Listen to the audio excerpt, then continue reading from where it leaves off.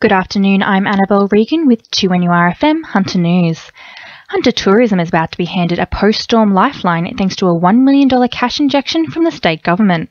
The money will be spent on new marketing campaigns encouraging wary holiday makers back to the region, including promotional support for the October Dungog Festival.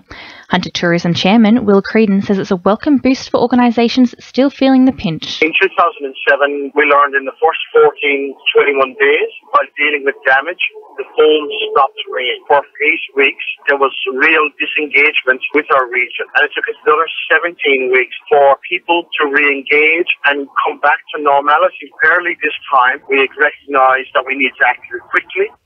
Hunter Valley Mines could bear the brunt of new penalties to be laid against New South Wales mining companies.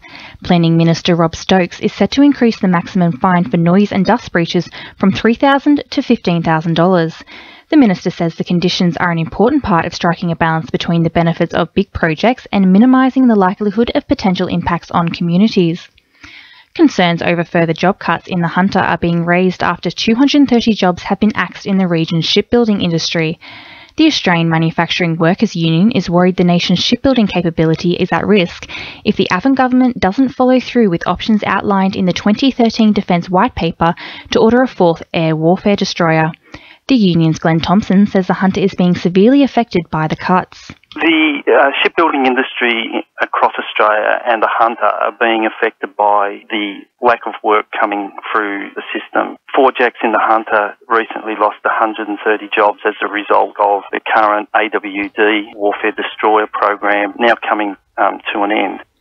A $2 million plan for a police station at Morisset has been lodged through Lake Macquarie City Council.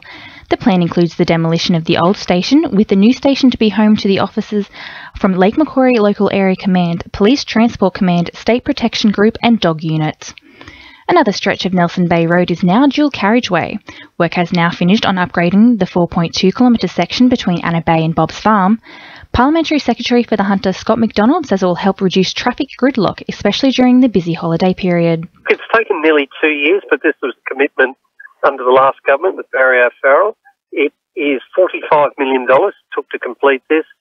Look, it's been a long road, and I know it's been very congested around holiday time and normal commuting time, but this duplication is part of an ongoing work, and it was great to see it open this morning.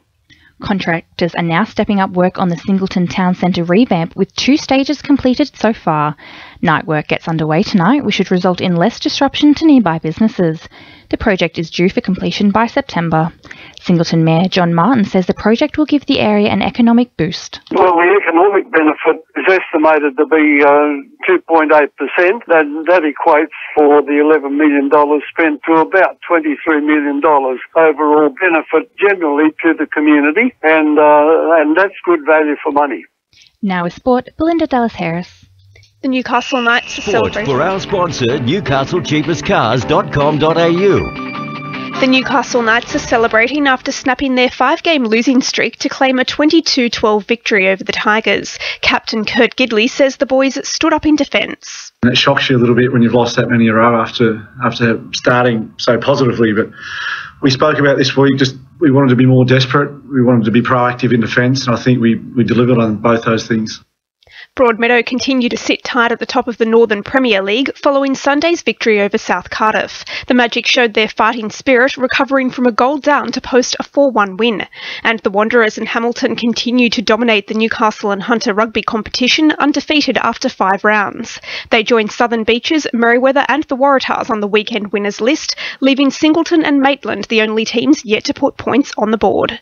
That's Sport. I'm Belinda Dallas-Harris. 2NURFM News Time is 12:10.